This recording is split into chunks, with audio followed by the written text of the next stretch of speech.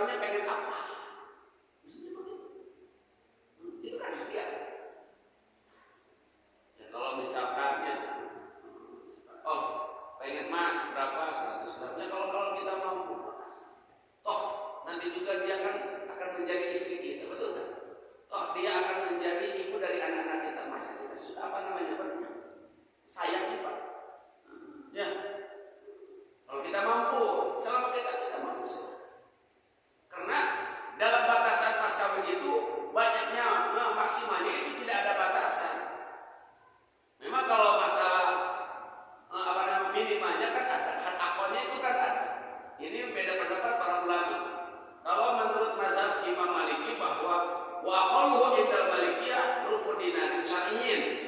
Menurut mazhab Imam Maliki paling sedikit itu memberikan mas kawin kepada istrinya itu, kepada perempuan itu, yaitu paling sedikit rubu dinarin syar'iyyin, yaitu seperempat dinar. Itu paling sedikit menurut mazhab Imam Maliki. 1 dinar berapa? 1 dinar. Sudah berapa? Bang, ada yang menyatakan 1 dinar. Kalau guru saya Pak, di bagian komen 1 dinar itu 10 gram. Ada yang menyatakan 4 gram seperempat. 1 dinar. 1 dinar emas. Berarti seperempat dinar, berarti kalau 4 gram seperempat itu berarti 1 gram lebih ya Pak. Jadi itu. Tapi kalau yang menyatakan bahwa 1 dinar itu 10 gram, berarti atau seperempat dinarnya berapa? 2 gram setengah, sekitar 2 juta. Itu paling minimal dalam mazhab Imam. Beda pendapat kok menentukan dinar. Ya. Yang menyatakan 4 gram seperempat. Yang menyatakan kalau menurut saya itu lebih 10 gram. Itu hal akal. Jangan kurang dari sini. Kata mazhab Malik. Tapi kalau dalam mazhab Imam Imam Hanafi wa idal Hanafiyah asyaratu darahim, yaitu 10 dirham. Kalau dirham kan perak. 1 dirham itu 2 gram 750. Artinya 3 gram kurang. Nah itu kalau perak baru ya 3 gram kurang. Berarti kalau 10 dirham, kalau 3 gram saja Pak diambil kita apa namanya? Maksimalnya 3 gram 1 dirham. Ya 1 dirham itu 3 gram berarti 30 gram perak. Murahlah kalau perak berapa sih? 20.000. Masa lebih kali perak 1 gramnya? Sekarang berapa? Nanya lah ya, saya tanya lah. Susah amat. Saya nggak pernah berperak ya. Nah, cincin berapa gram? Berapa nih? 400-an, 20 gram perak. Tapi kalau dalam mazhab Imam Syafi'i, had aqalnya itu paling sedikit memberikan mas kawin itu, kalau dalam mazhab Imam Syafi'i yaitu yakni ayyusyai mutamawilin walau khatiman min hadidin. Kata Imam dalam mazhab Imam Syafi'i paling sedikit memberikan mas kawin itu yang penting sesuatu yang ada nilai harganya. Ya, yang penting ada nilai harganya. Walaupun itu cincin dari besi boleh. Misalkan cincin dari besi berapa sih harganya? Ada yang pakai cincin? Berapa? 5.000? Boleh. Tapi kalau rito, isinya kalau rito, nggak apa-apa. Nggak apa-apa. Yang penting sesuatu yang ada nilai harganya, walaupun itu cincin dari besi, nggak apa-apa. Kalau istrinya itu rito. Tapi masa sih Pak kita mas tega sama istri kita memberikan mas kawin? Cuma segitu Pak, Masya Allah. Ya kasihan Pak, kita hargailah. Seorang wanita itu Pak Jirudi ya, Pak Jasan, kalau kita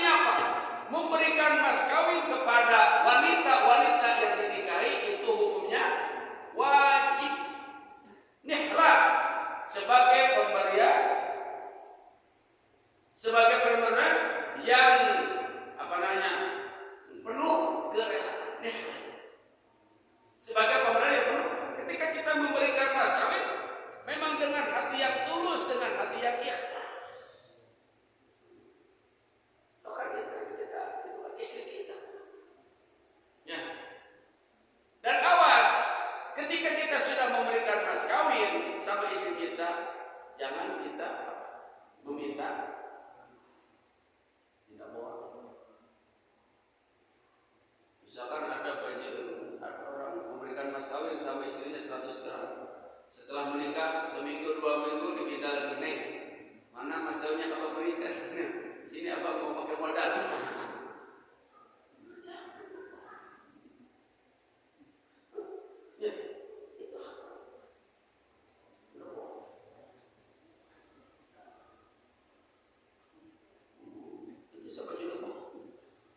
Sudah nikah, dipinta buat nikah lagi, parah itu. Aduh, Pak Haji lebih parah nih. Dipinta mas kawinnya, bukan buat modal, tapi buat nikah lagi sama perempuan yang lain. Waduh, ini lillahi wa inna ilaihi raji'un. Masya Allah. Jangan. Tidak boleh, Pak. Kalau kita sudah mengasihkan, sudah itu hak perempuan, hak istri kita. Tidak boleh dipinta lagi, tidak boleh dipinta lagi. Tidak boleh. Itu tidak boleh. Nah, bagaimana kalau istrinya yang memberikan kepada suaminya dengan senang hati, dengan penuh kerelaan, apakah itu boleh? Barulah di sini jelaskan. Fa in tibna lakum an syai'in minhu nafsan fakuluhu hani'an mari'a. Fa in tibna lakum an syai'in minhu nafsan, kemudian jika mereka menyerahkan kepadamu sebagian dari mas kawin yang kamu berikan itu, diberikan kepada kamu dengan senang hati, ya, dengan tulus, dengan ikhlas, maka fakuluhu hani'an mari'an, maka terimalah hani'an dengan enak, mari'an lagi baik. Artinya nikmatilah pemberian itu dengan senang hati juga. Artinya apa? Artinya boleh, Pak. Apabila seorang perempuan memberikan mas kawinnya kepada suaminya yang pernah diberikan, tapi memberikannya itu dengan senang hati, maka boleh bagi laki-lakinya, bagi suaminya menerima pemberian daripada istrinya dengan senang hati juga. Kalau itu memberikannya istrinya dengan sukarela, bukan dipaksa, bukan dipinta. Kalau dipinta nggak boleh.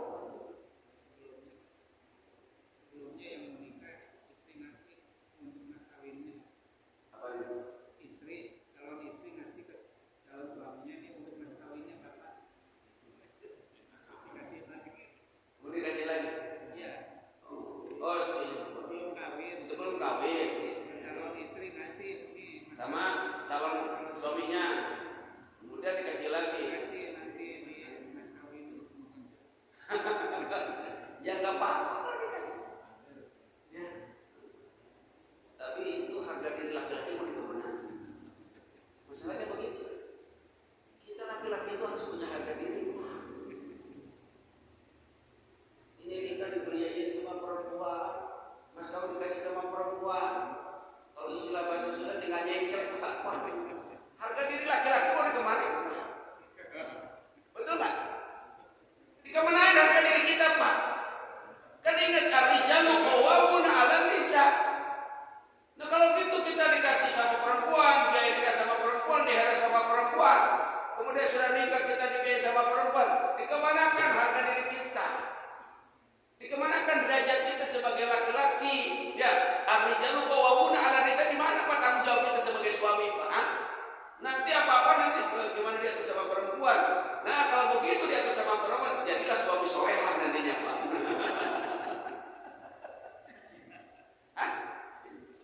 Iya. Maka siap-siap Pak Haji Rudi jadi suami. Bukan istri yang nurut sama suami nanti, suami yang nurut sama. Nah itulah yang dinamakan suami solehan namanya. Memang Pak Haji Rudi mau begitu? Hah? Memang ada yang mau nawarin begitu juga? Enggak, barangkali Pak Haji Rudi ini ada perempuan nih sekarang. Yang dekat dengan Haji Rudi, saya kan sudah punya istri, jangankan untuk tinggal lagi, misalkan untuk isi juga yang satu ini kurang cukup. Ya kata perempuannya nggak apa-apa lah, yang penting saya dinikahi sama Pak Haji Rudi. Pak Haji Rudi orangnya baik, tak ibadah.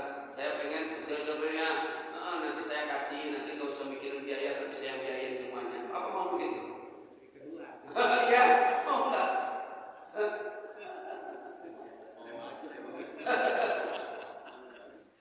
Jangan begitu Pak. Kita harus apa? Tunjukkan jati diri kita sebagai laki-laki. Tunjukkan tanggung jawab kita sebagai laki-laki. Ar-rijalu qawwamuna 'ala, betul Pak? Jangan begitu sama anak.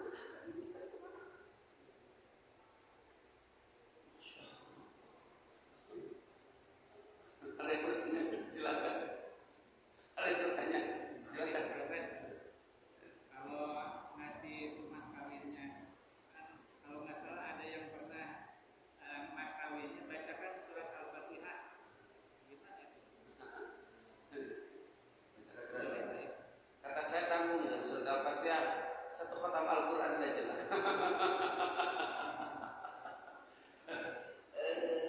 Yang itu yang penting ada bermanfaat.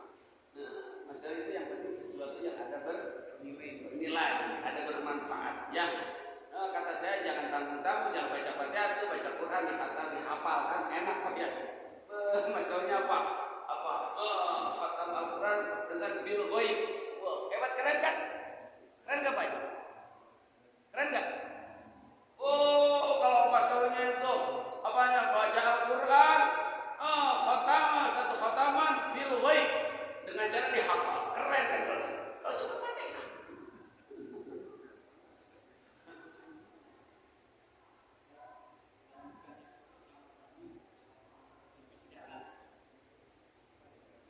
Sini Pak, ada dekatan.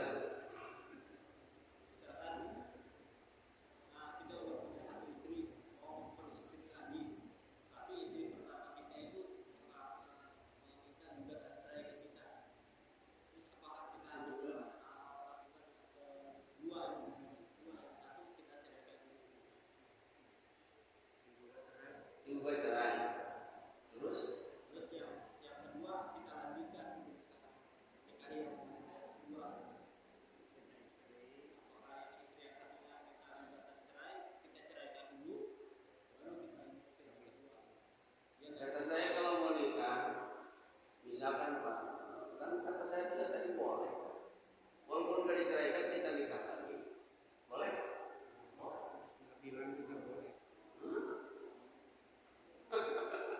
Gak apa? Kan kata saya juga boleh. Walaupun gak diceraikan dulu, saya mau nikah lagi, misalkan gak mau, udah ceraikan dulu baru nikah lagi. Jangan kan diceraikan, tidak diceraikan juga kan boleh. Tapi masalahnya Pak, kenapa diceraikan? Kan harus ada alasan. Ingat, a'budul halal apa? Sesuatu yang halal yang paling dibenci oleh Allah Subhanahu wa Ta'ala adalah apa? Daripada bapak menceraikan, daripada diceraikan yang pertama. Jangan diceraikan, justru kalau bisa nambah. Itu pun kata saya tadi, jangan apa namanya? Jangan hanya lihat bolehnya saja, tapi harus melihat sisi yang lain. Apakah kita sudah ada kemampuan? Ya, sudah mampu belum secara zahir, secara batin? Memang kalau poligami itu membutuhkan apa? Mental. Ya betul lah. Membutuhkan mental, bukan hanya punya uang nggak punya mental. Kayak ini Pak Haji ini, gaya kayaknya nggak ada mental. Walaupun punya uang nggak ada mental kan? Susah. Pak Haji Hasan ada mental nggak? Ada.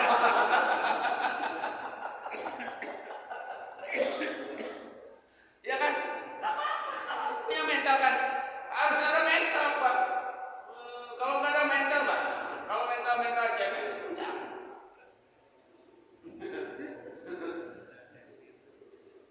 Tapi ingat Pak ya, jangan apa namanya? Jangan lihat bolehnya saja, tapi kita sisi lain. Misalkan mau diceraikan, kan itu Pak, hak pribadi masing-masing Pak. Nah, bukan masalah mau nikah yang dua, yang diceraikan dulu, pasti bukan masalah begitunya. Masalah boleh nggak diceraikannya? Itu kan kalau menceraikan kan ada alasan, betul kan? Ada alasannya kenapa menceraikan. Kenapa?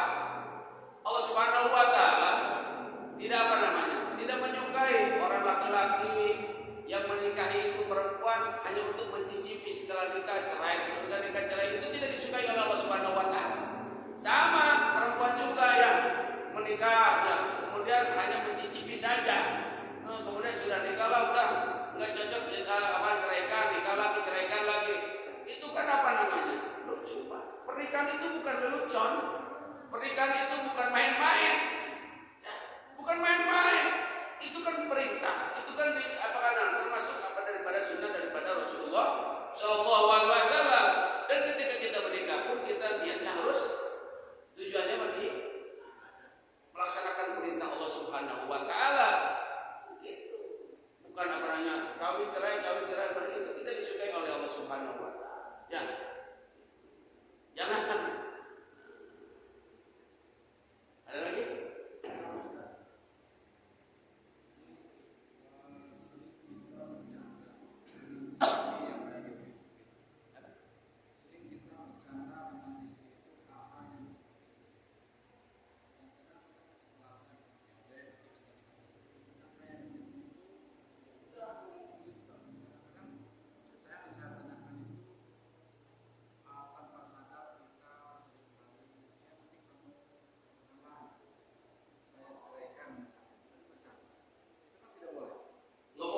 Sebab kata-kata cerai itu kan kata-kata lafaz tolak yang sharih. Kan ada lafaz tolak itu ada yang sharih, ada yang kinayah. Di antara lafaz tolak yang sharih itu tolak tuki, saya talak kamu. Atau sarah tuki, aku serahkan kamu. Ya. Nah, ketika lafaz tolak yang sharih seperti saya ceraikan kamu, saya talak kamu, saya serahkan kamu, itu diniati tidak diniati, mau sungguh-sungguh mau bercanda, itu jatah talaknya. Jatah. Makanya bapak-bapak jangan sekali-kali pernah mengatakan kata-kata cerai sama istrinya, walaupun itu hanya bercanda. Karena hasil kalau kata-kata cerai itu Pak, jangankan sungguh-sungguh sehingga kita bercanda pun mengucapkan kata-kata talak, kata-kata cerai yang sharih, maka itu jatuh talaknya.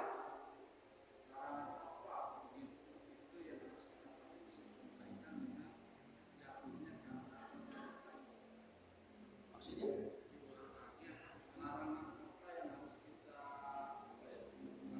Ya kalau kita sudah menjatuhkan talak itu, maka cerai walaupun secara bercanda kan jatuh. Nah kalau kita mau kembali lagi, kita harus rujuk. Tapi ingat, bisa rujuk itu kalau satu kali atau dua kali. Kalau sudah tiga kali itu sudah tidak bisa rujuk lagi. Ya. Kita merujuk lagi, maksudnya rojak itu kita tetap talak yang tadi jatuh. Enggak usah akan lagi. Kalau kita menceraikan seorang istri, misalkan seorang istri, nah kalau mau rujuk, kalau masih dalam masa iddah itu enggak usah dinikahin jadidin, tidak usah dengan pernikahan yang baru, cukup dengan mengatakan rojak tuki, aku merujuk kau.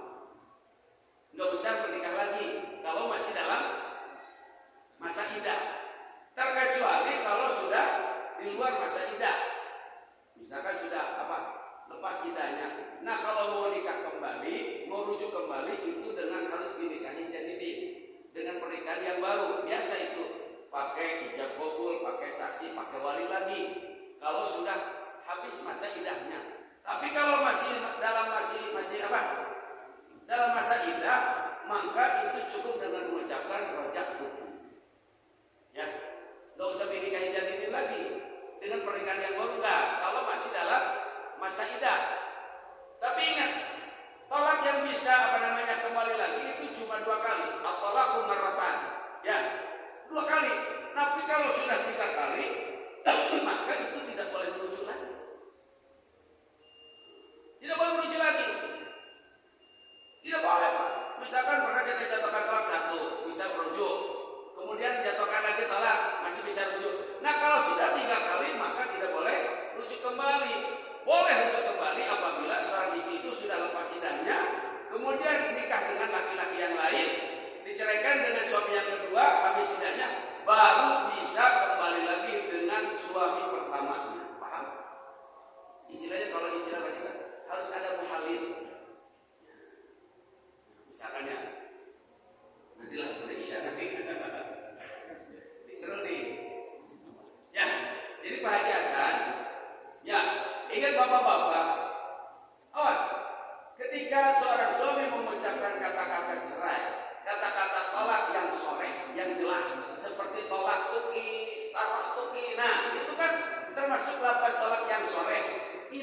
tidak membutuhkan niat kata ulama.